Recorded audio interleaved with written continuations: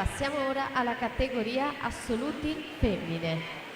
5 batterie scenderanno in acqua. Nella prima troviamo Giulia Perrucchini in corsia 1, Lucrezia Casagrande in 2, Sofia Roverso in 3, Serena Sperandio in 4, Ilenia Cozzi in 5, Eva Schileo in 6, Irene Ballotta in 7.